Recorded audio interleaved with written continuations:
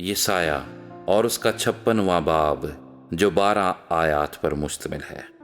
خداوند یوں فرماتا ہے کہ عدل کو قائم رکھو اور صداقت کو عمل میں لاؤ، کیونکہ میری نجات نزدیک ہے اور میری صداقت ظاہر ہونے والی ہے۔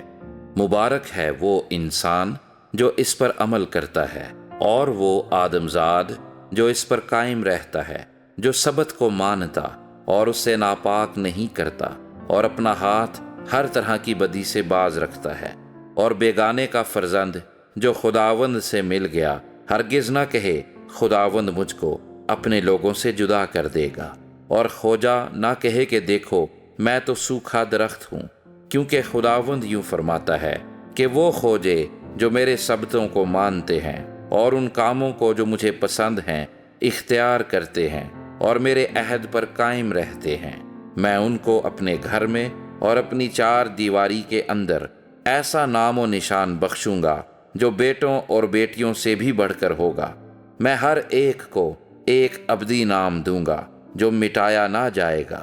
اور بیگانے کی اولاد بھی جنہوں نے اپنے آپ کو خداوند سے پیوستہ کیا ہے کہ اس کی خدمت کریں اور خداوند کے نام کو عزیز رکھیں اور اس کے بندے ہوں، وہ سب جو سبت کو حفظ کر کے اس سے ناپاک نہ کریں اور میرے عہد پر قائم رہیں، میں ان کو بھی اپنے کوہ مقدس پر لاؤں گا اور اپنی عبادت گاہ میں ان کو شادمان کروں گا، اور ان کی سوختنی قربانیاں اور ان کے ذبیحے میرے مذبح پر قبول ہوں گے، کیونکہ میرا گھر سب لوگوں کی عبادت گاہ کہلائے گا۔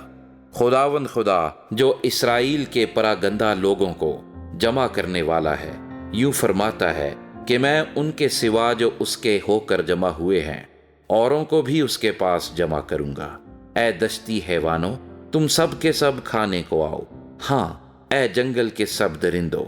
اس کے نگہبان اندھے ہیں، وہ سب جاہل ہیں، وہ سب گونگے کتے ہیں جو بھونک نہیں سکتے، وہ خواب دیکھنے والے ہیں جو پڑے رہتے ہیں اور اونگتے رہنا پسند کرتے ہیں، اور وہ لالچی کتے ہیں جو کبھی سیر نہیں ہوتے، وہ نادان چرواہے ہیں، وہ سب اپنی اپنی راہ کو پھر گئے، ہر ایک ہر طرف سے اپنا ہی نفع ڈھونڈتا ہے، ہر ایک کہتا ہے تم آؤ میں شراب لاؤں گا اور ہم خوب نشے میں چور ہوں گے، اور کل بھی آج ہی کی طرح ہوگا بلکہ اس سے بہت بہتر۔